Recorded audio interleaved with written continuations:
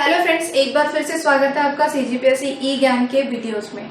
ठीक है, आज हम छत्तीसगढ़ के प्रमुख वन संसाधनों के बारे में पढ़ेंगे। वन संसाधनों का क्या महत्व है छत्तीसगढ़ में, तो चलिए देखते हैं।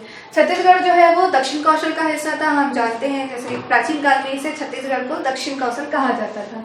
इसका जो बस्तर संभाग है, जो नीचे का जो क्षेत्र है, पूरे दक्षिण का जो क्षेत्र है, उसमें साल वनों की विविधता है। बहुत अधिक साल वन पाए जाते हैं, जिसके लिए छत्तीसगढ़ का अलग से नाम चल ही रहा है। इसके अलावा छत्तीसगढ़ जो है वो वनों से बहुत सारे आय प्राप्त कर रहा है, जैसे वनोपज का संग्रह कर रहा है, उनका वितरण कर रहा है, उनको बेच करके आय प्राप्त कर रहा है। उसके अलावा छत्तीसगढ़ जो है वो वनों की दृष्टि से तीसरा स्थान रखता है। तीसरा अर्थात बहुत ज्यादा महत्व है छत्तीसगढ़ में वनों का। वनों का जो महत्व है हम शायद बता भी नहीं सकते, पर आदिवासी बहुलता की वजह से छत्तीसगढ़ का जो वन है आज तक संरक्षित है और सरकार जो है इसी तरीके से इनके संरक्षण के लिए काम कर रही है। वनों को समवर्ती सूची में शामिल किया गया है, अर्थात संसद और विधानसभा दोनों जो है वो उसके लिए कानून बना सकती है। तो आज मैं वन संसाधनों में क्या क्या पॉइंट्स है, क्या क्या आज हम डिस्कस करने वाले हैं वो पहले बताती हूँ आपको। वनों की सामान्य जानकारी एक बार देखेंगे। दूसरा, वनों का वर्गीकरण किस तरीके से किया गया है, यहाँ पर उनकी क्या क्या विविधता है, किस किस प्रकार से उनका वर्गीकरण किया गया है, वो छत्तीसगढ़ सरकार के द्वारा क्या क्या संस्थाएं स्थापित की गई है वनों के संरक्षण के लिए, वनों के विकास के लिए क्या क्या प्रयास कर रही है, किस तरीके से वनोपजों का संग्रहण कर रही है, उनसे आय प्राप्त कर रही है, किस तरीके से उसने उद्योग स्थापित किए हैं जो यहाँ के डेवलपमेंट के लिए बहुत ज्यादा आवश्यक था, और उनके रिजर्व के लिए राष्ट्रीय उद्यान और अभयारण्य स्थापित किए गए हैं। फिर बहुत सारे पार्क भी प्रपोज्ड हैं। उसके अलावा क्या क्या योजनाएं चल रही हैं और योजनाओं से किस तरीके से क्रियान्वयन हो रहा है उसका, और पुरस्कार दिए जा रहे हैं। आज ये सभी टॉपिक हम पढ़ेंगे। छत्तीसगढ़ जो है वो तृतीय स्थान रखता है, जैसे मैंने आपको बताया।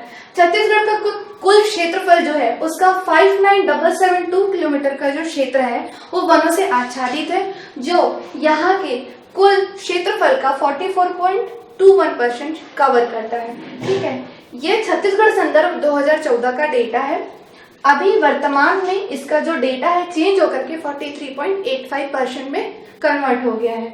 अगर हम देश की कुल वन संपदा के बारे में देखें तो ये है 12.2%, अर्थात देश में जितने भी वन संपदा पाई जाती है उसका 12.2% छत्तीसगढ़ में है, जो बहुत अच्छा है। तो इस तरीके से आज हम डिस्कस करते हैं। राज्य के लिए बहुत ज्यादा जरूरी है कि किन किन क्षेत्रों में वनों की सघनता कहाँ कहाँ पर है। तो अगर हम 18 जिलों में देखते हैं तो सर्वाधिक जो वनों का क्षेत्रफल जो है वो सरगुजा में स्थित है, सरगुजा जिले में स्थित है। न्यूनतम अगर क्षेत्रफल की बात करें तो जांजगीर चांपा जिला आता है, पठारी क्षेत्र है, हम जानते हैं। इसी प्रकार प्रतिशत में अगर देखते हैं तो सर्वाधिक प्रतिशत जो है वो वनों का नारायणपुर में है और न्यूनतम प्रतिशत जो है वो जांजगीर चांपा में है। अब फिर से 27 जिलों के हिसाब से देखते हैं। जैसे जानते हैं 2013 के बाद से जिलों का 9 जिलों का निर्माण हुआ, तो सर्वाधिक जो वनों का प्रतिशत है वो सर्वाधिक वन जो है वो नारायणपुर जिले में पाए जाते हैं और न्यूनतम वन जो है वो आपका दुर्ग जिले में पाया जाता है। इसी तरह से अगर प्रतिशत की बात करते हैं तो सर्वाधिक प्रतिशत नारायणपुर है जो बस्तर संभाग का ही हिस्सा है और न्यूनतम प्रतिशत में दुर्ग का स्थान है। अब हम देखते हैं वनों का वर्गीकरण किस तरीके से किया गया है। वनों को मुख्य रूप से छत्तीसगढ़ में 4 भागों में, मतलब 4 दृष्टिकोण से विभाजित किया गया है। तो पहला देखते हैं हम प्रशासकीय आधार पर किस तरीके से बांटा गया है। यहाँ पे मैंने एक पाई चार्ट ड्रॉ कर दिया गया है जिसमें मैंने डिस्ट्रीब्यूशन बताया है। सबसे पहला आरक्षित वन क्षेत्र जो 43.13% का क्षेत्र कवर करते हैं। दूसरा है संरक्षित वन जो 40.22 का क्षेत्र कवर करता है और तीसरा है अवर्गीकृत वन क्षेत्र जो 16.65% का क्षेत्र कवर करता है। आरक्षित क्षेत्र वो होते हैं जहां पर बिना अनुमति के प्रवेश वर्जित रहता है, कोई भी वहां आ जा नहीं सकता। उनके संरक्षण के लिए विशेष प्रयास किए जाते हैं। इसके अंतर्गत मुख्य रूप से राष्ट्रीय उद्यान, अभयारण्य सम्मिलित है।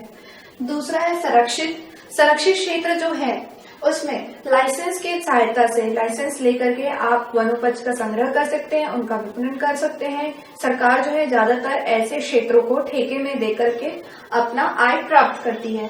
तीसरा है अवर्गीकृत क्षेत्र में पशु चराने के लिए या फिर वनोपज का संग्रह करने के लिए, आम जनता के दोहन के लिए रिजर्व किया गया है। ठीक है। दूसरा है बहुलता के आधार पर किस तरीके से बांटा गया है। अगेन मैंने एक पाई चार्ट ड्रॉ किया है जिसमें वनों को अधिकता के हिसाब से छत्तीसगढ़ में डिवाइड किया गया है। मैंने पहले बताया था कि यहाँ पे साल वनों की अधिकता है, तो साल वन, सागौन वन, बांस के वन और मिश्रित वन, इस तरीके से 4 एक दिखाई देता है, रूप दिखाई देता है हमें। साल वनों का जो प्रतिशत है 40.56% है, मिश्रित वनों का 43.56% है और सागौन वनों का 9% है। साथ ही साथ बांस वनों का जो है वो 8 से 11% के बीच में है। साल वन जो है वो मुख्य रूप से बस्तर वाले क्षेत्र में पाया जाता है। सागौन वन जो है वो चिल्फी घाटी, ये हम देख सकते हैं कवर्धा, इस वाले क्षेत्र में सागौन वनों की बहुत ज्यादा अधिकता है, बहुत लंबे लंबे सागौन वन वहां पाए जाते हैं। ठीक है। बांस वनों, बांस जो है वो छत्तीसगढ़ की एक वनोपज की बहुत बड़ी वन संसाधनों में बहुत महत्व रखने वाली में शामिल कर सकते हैं, इसलिए इसको बांस को, तो इसके बारे में भी हम और आगे डिटेल में पढ़ेंगे।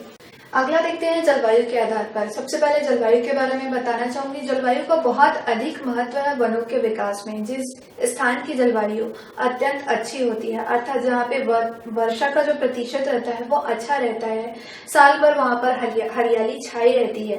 छत्तीसगढ़ जो है वो मध्य का हिस्सा है भारत का और इस वजह से ये बहुत अच्छी स्थिति पर है। ठीक है। तो जलवायु के हिसाब से जो छत्तीसगढ़ की जो जलवायु है वो उष्ण कटिबंधीय उपाद्र महाद्वीपीय प्रकार की जलवायु है। जलवायु के आधार पर छत्तीसगढ़ के वनों को 2 भागों में बांटा जा सकता है, उष्ण कटिबंधीय शुष्क पर्णपाती और उष्ण कटिबंधीय आर्द्र पर्णपाती। ये जो वर्गीकरण किया गया है चैंपियन और सेट वर्गीकरण कहा जाता है। एमपीपीएससी लास्ट ईयर के एमपीपीएससी में पूछा जा चुका है ये क्वेश्चन। ठीक है। तो इसका जो डिवीजन है कुछ इस तरीके से है। शुष्क पर्णपाती का जो हिस्सा है वो 51.65% है और आर्द्र पर्णपाती का जो हिस्सा है वो 47.85% है। इन वनों के बारे में थोड़ा सा बताना चाहूंगी मेंस के पॉइंट ऑफ व्यू से। उष्ण कटिबंधीय जो शुष्क पर्णपाती वन है वो 30 से लेकर के 50 सेंटीमीटर तक की जो वर्षा वाले क्षेत्र है वहां पाया जाता है और उष्ण कटिबंधीय आर्द्र पर्णपाती जो वन है वो 100 से लेकर के 150 सेंटीमीटर तक की वर्षा वाले क्षेत्र में पाया जाता है। उष्ण कटिबंधीय शुष्क पर्णपाती वन जो है उन सभी में पलास है, कुसुम है, सागौन है, बबूल है, हर्रा है, इन सभी वृक्षों की बहुतायता पाई जाती है।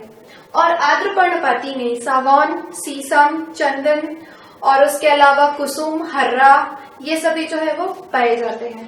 क्षेत्रों के हिसाब से भी मैंने इसको मार्क कर दिया है। जो उष्ण कटिबंधीय शुष्क पर्णपाती वन है वो मुख्य रूप से बिलासपुर का क्षेत्र है, आपका रायपुर, धमतरी, गरियाबंद वाला क्षेत्र है। उसके अलावा रायगढ़, जशपुर, इन क्षेत्रों में इसकी बहुतायता पाई जाती है।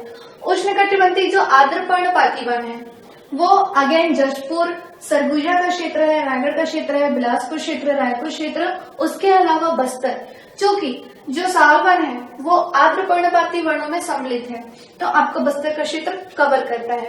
तो ये सारी चीजें आप मेंस में लिख सकते हैं।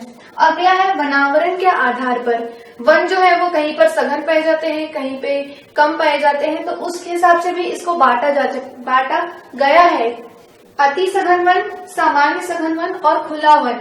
अति सघन वनों का जो प्रतिशत है 3.08% है, सामान्य सघन का 25.85% और खुला वन का जो प्रतिशत है वो 12.85% है। तो इस तरीके से छत्तीसगढ़ के वनों को बांटा गया है। अब हम देखते हैं छत्तीसगढ़ के द्वारा स्थापित संस्थाएं। वनों की विविधता को ध्यान में रखते हुए छत्तीसगढ़ सरकार ने अनेक प्रयास किए। इसके अंतर्गत सरकार ने वनों के विकास के लिए वन वृत्त का निर्माण किया, वन मंडलों का निर्माण किया ताकि उनका सही तरीके से क्लियर हो सके और वो विकास की राह पर इसी तरीके से चलते रहें। तो इस तरीके से कुछ इकाइयां हैं जिसको हमें पढ़ना जरूरी है, जो पेपर के पॉइंट ऑफ व्यू से इम्पोर्टेंट है।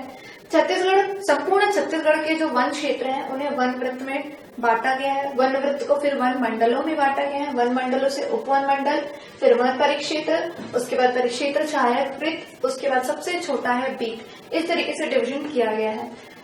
वन वृत्त जो है वो उनकी संख्या 6 है। मुख्य रूप से सरगुजा, बिलासपुर, रायपुर, कांकेर, बस्तर और दुर्ग वन वृत्त है, जिसमें से बिलासपुर वन वृत्त जो है वो सबसे बड़ा है और दुर्ग वन वृत्त जो है वो सबसे छोटा है। इसे पेपर के पॉइंट ऑफ व्यू से आपको पकड़ना है। दूसरा है वन मंडल। वन मंडल की संख्या जो है वो 34 है। उपवन मंडलों की संख्या 82 है। इसी तरीके से वन परिक्षेत्र, जिसे रेंज भी कहा जाता है, इसकी संख्या 320 है। परिक्षेत्र सहायक वृत्त की जो संख्या है वो 872 है और बीट जो सबसे छोटी इकाई है उसकी संख्या है 3287। इस तरीके से डिवीजन किया गया है। मैंने मैप में प्रमुख वन वृत्त जो इम्पोर्टेंट है उन सभी को मार्क कर दिया है, तो आप इसे एक बार टैली कर सकते हैं। इसी तरीके से वन अनुसंधान कार्य आयोजना मंडल की स्थापना की गई है छत्तीसगढ़ सरकार के द्वारा, जिसकी संख्या 8 है। सूचना प्रौद्योगिकी मंडल अर्थात वनों से संबंधित जानकारी के लिए और उनके डेवलपमेंट के लिए किस तरीके से प्रौद्योगिकी का उपयोग कर सकते हैं उनके डेवलपमेंट के लिए, इसके लिए इसकी स्थापना की गई है, जिसकी संख्या है 1। वन वानिकी परियोजना की भी शुरुआत की गई है। मुख्य रूप से 3 जिलों में संचालित की जा रही है, जगदलपुर, बिलासपुर और रायपुर जिला।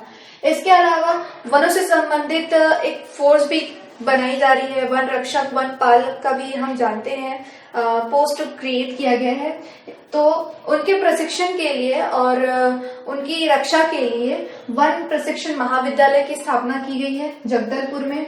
वन पाल वन विद्यालय की स्थापना की गई है जो 5 जगहों पे स्थित है।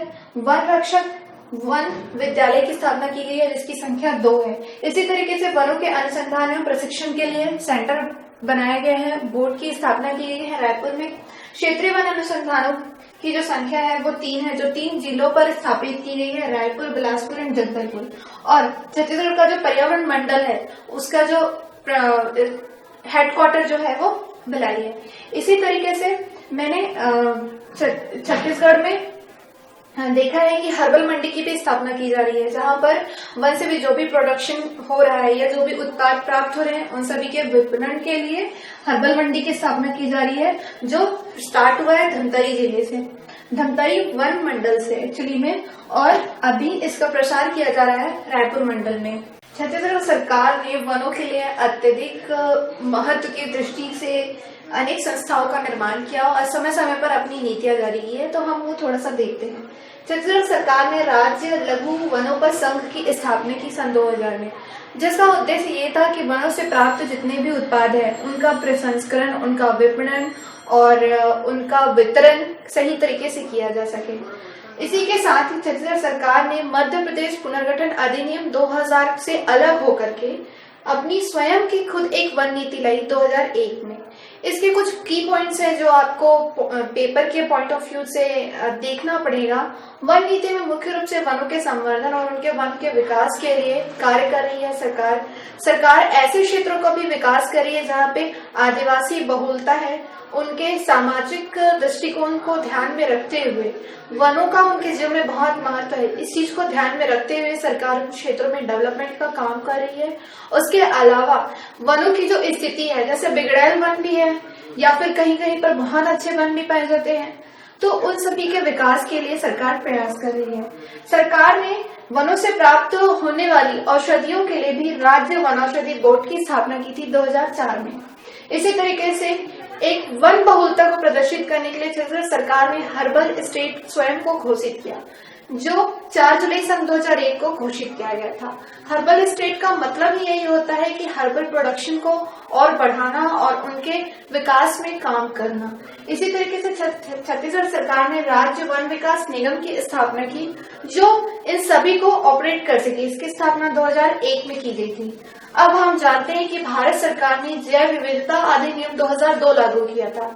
जैव विविधता संधि जो है वो 1993-94 में हुई थी। इसी के तहत छत्तीसगढ़ सरकार ने भी जैव विविधता बोर्ड की स्थापना की, जिसकी स्थापना 2006 में हुई थी। तो इस तरीके से ये सभी चीजें जो है वो पेपर में पूछे जा सकते हैं। अगर आपको मेरा वीडियो अच्छा लगा तो मेरे YouTube चैनल CGPSC ई ज्ञान को सब्सक्राइब कीजिए, मेरे फेसबुक पेज CGPSC ई ज्ञान को लाइक कीजिए और आप इन दोनों में जाकर के अपने कमेंट्स लिख सकते हैं। Thank you.